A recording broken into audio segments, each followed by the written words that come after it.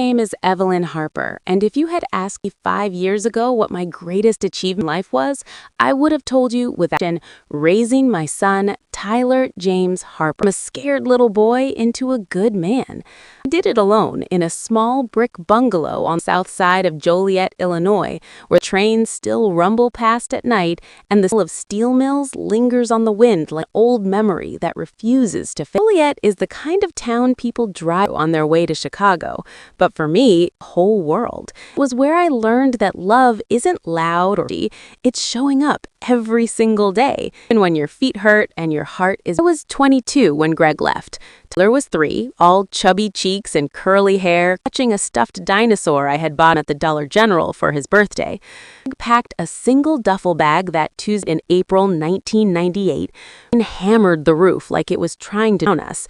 He stood in the doorway of our tiny apartment, one we rented above Mr. Kowalski's garage, and said, "I can't do this anymore, Ev. Cut out for fatherhood."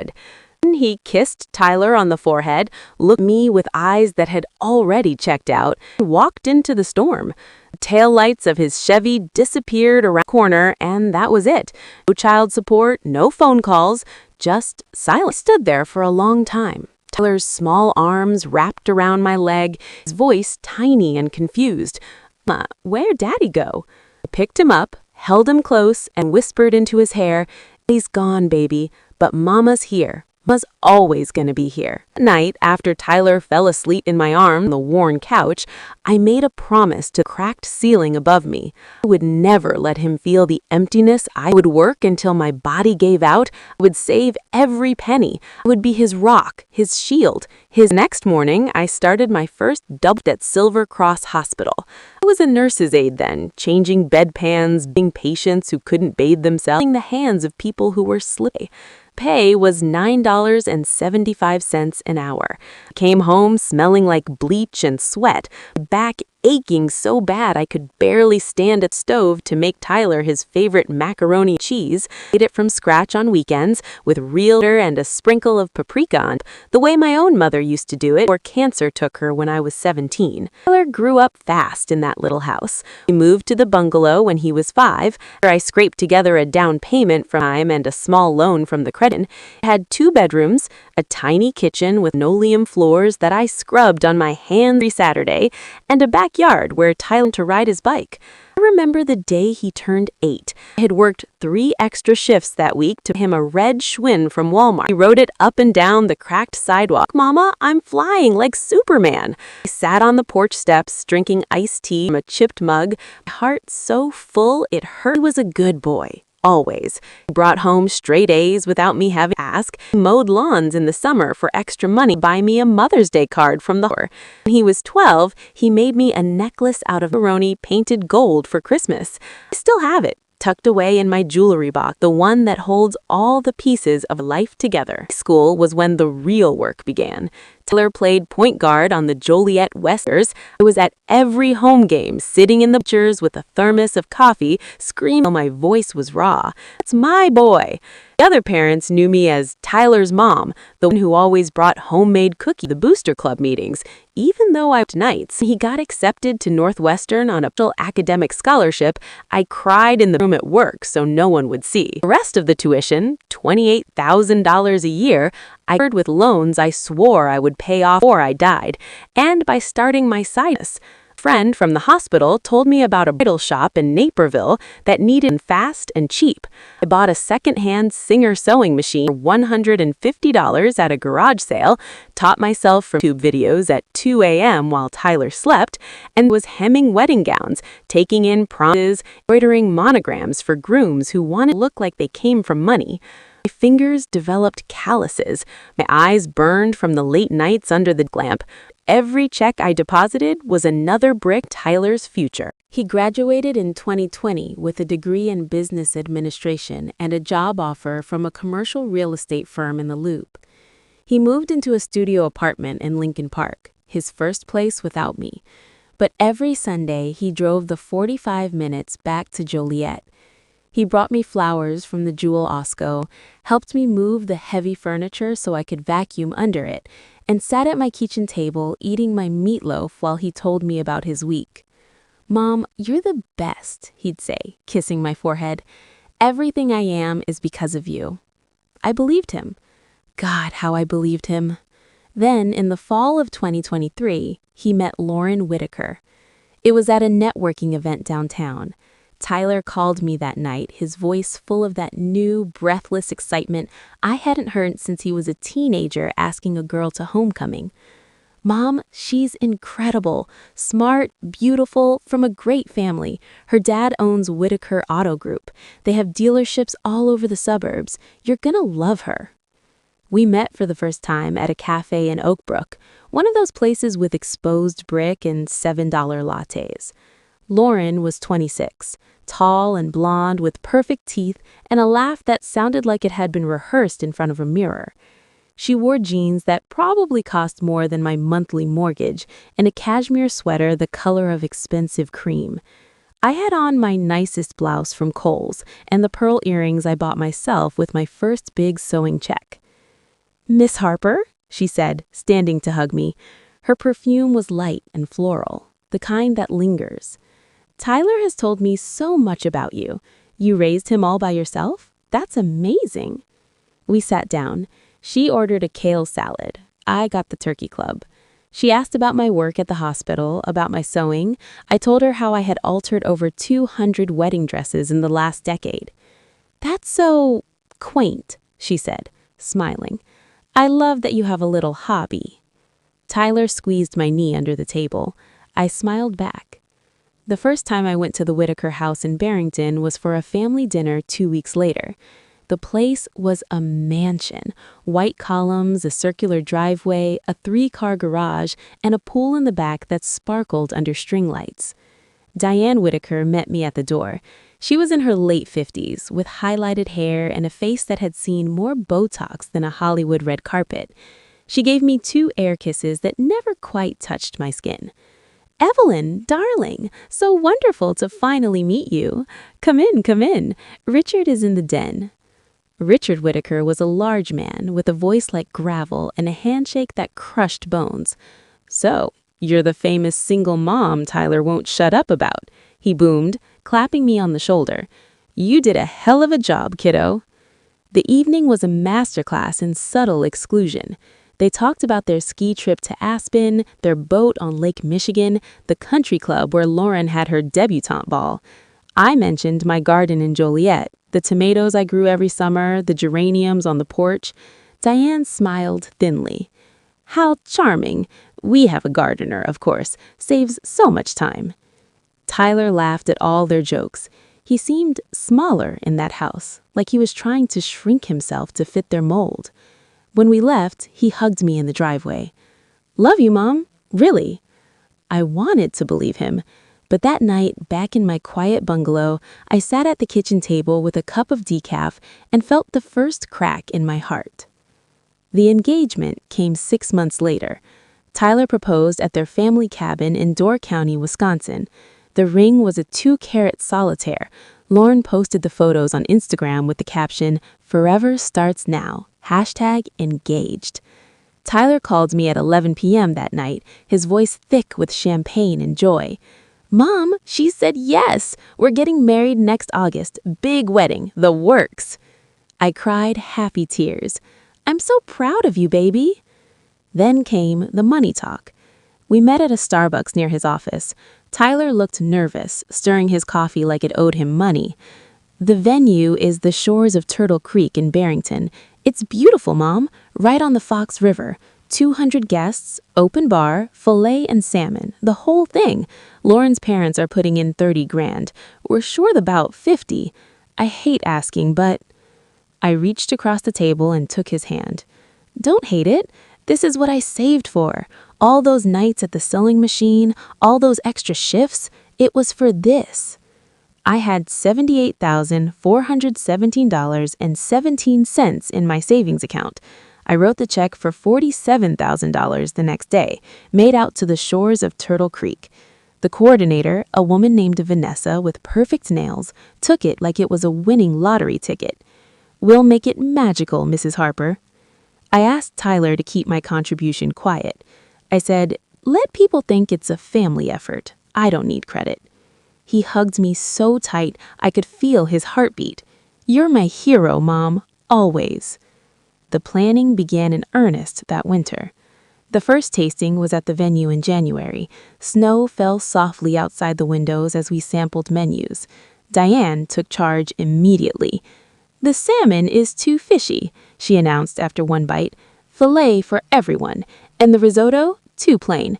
Add truffle oil." I suggested a vegetarian option for my cousin Martha, who had dietary needs. Diane waved a hand. "We'll do the standard. People can eat around it." Lauren tried on dresses at a boutique in Winetta.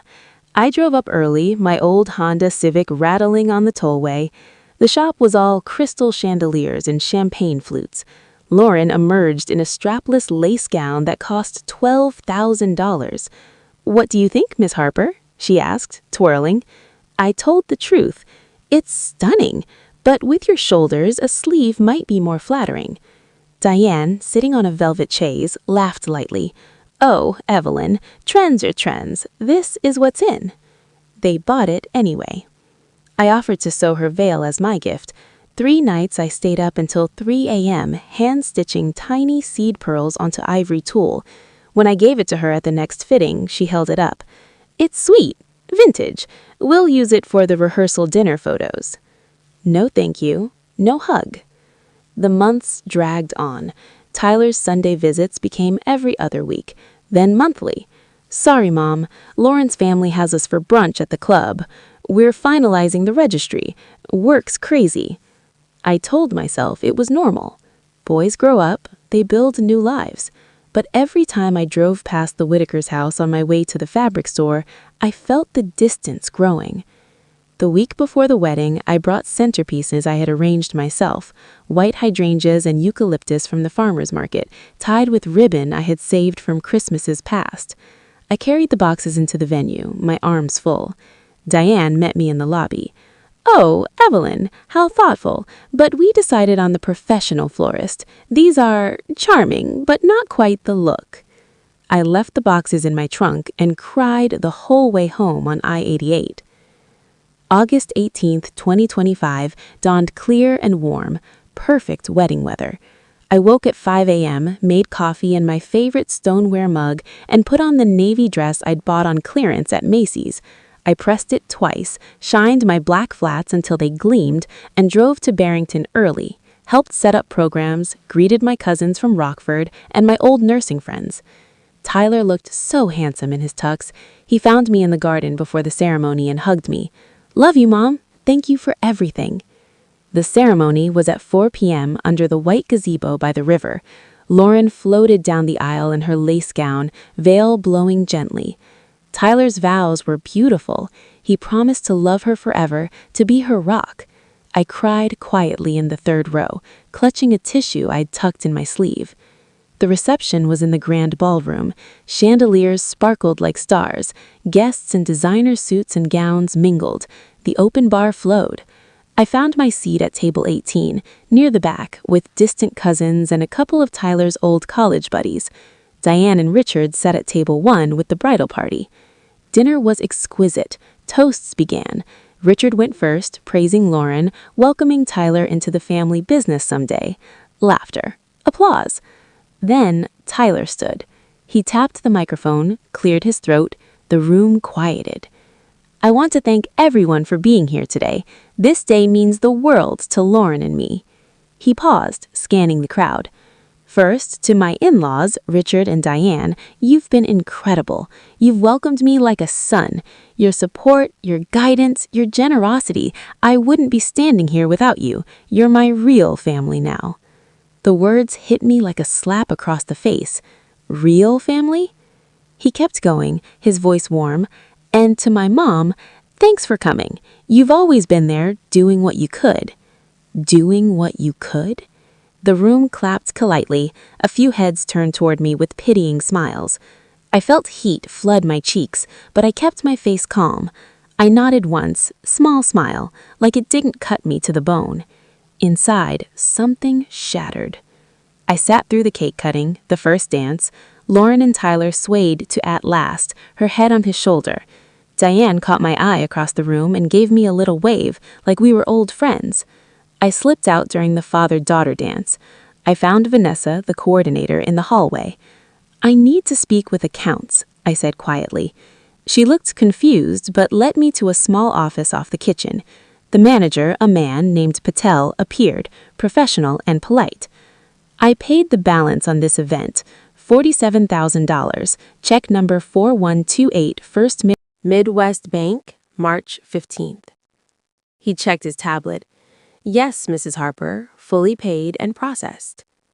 I'd like to stop any pending authorizations or initiated chargeback where possible. The funds were given under the assumption this was my son's wedding and that I was part of the family. Clearly, from his speech, I'm not." He blinked. "Ma'am, the event is in progress. Contracts are binding. I understand the contracts, but the final vendor payouts don't clear until tomorrow morning at 9 a.m. I checked the terms.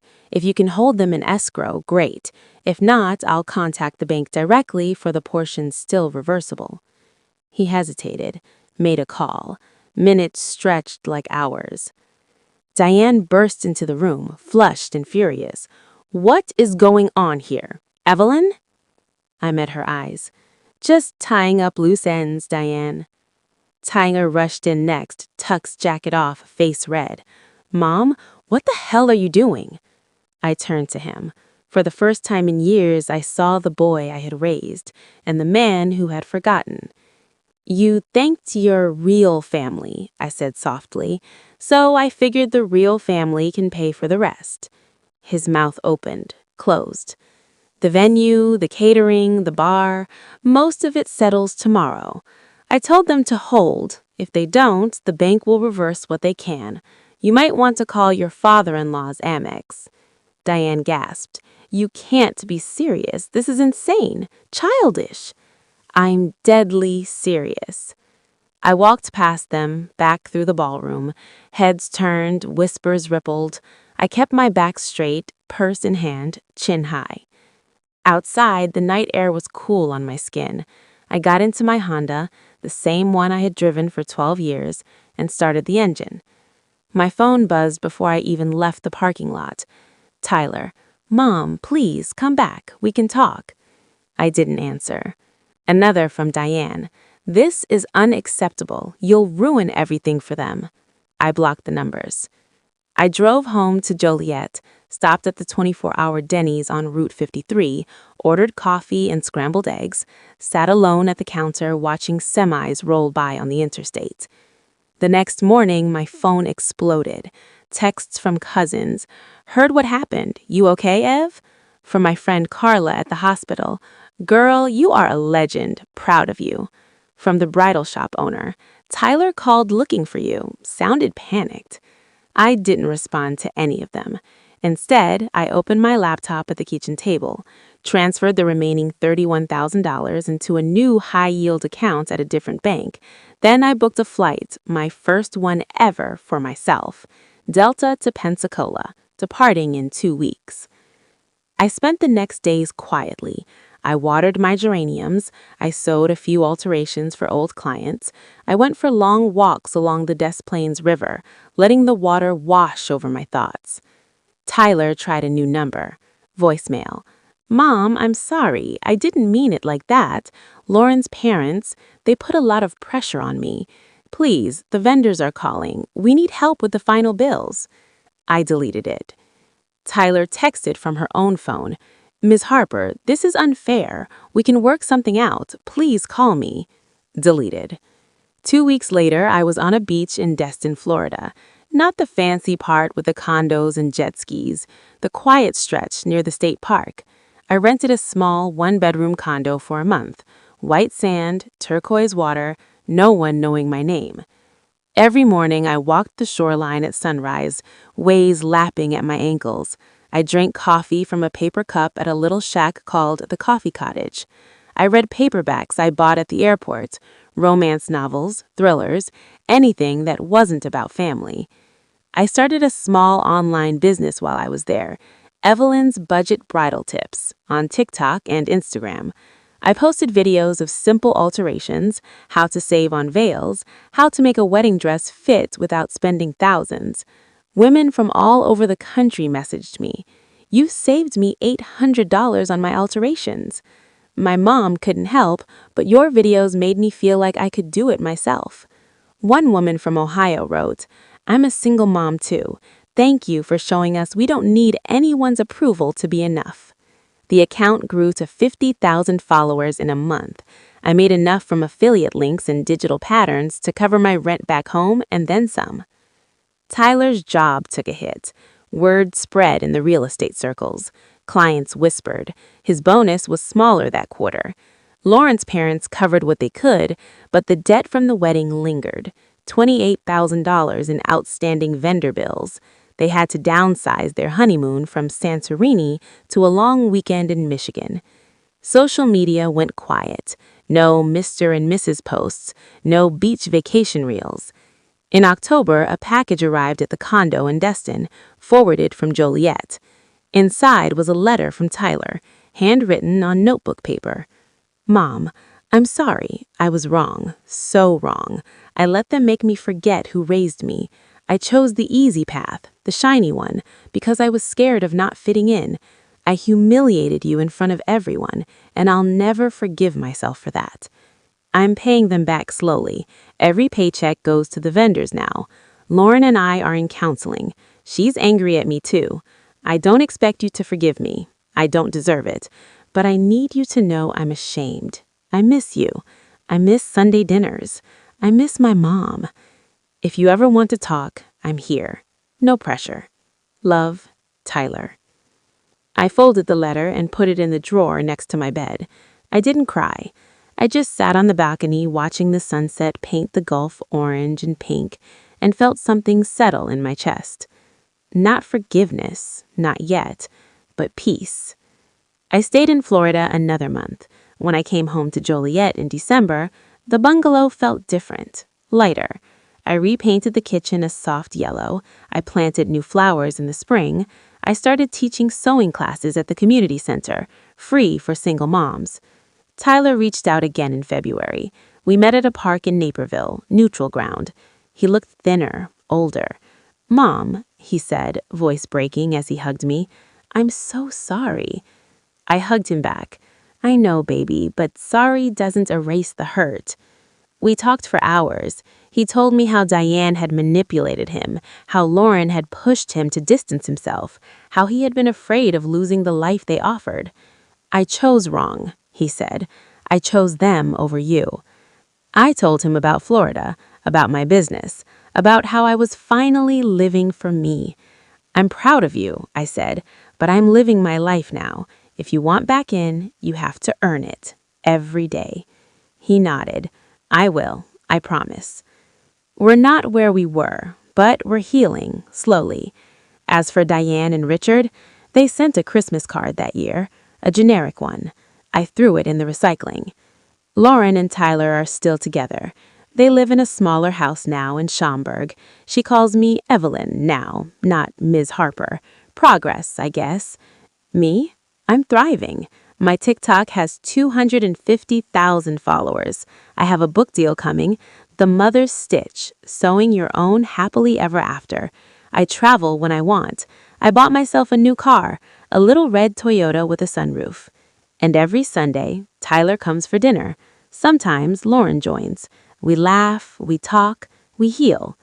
But the best part?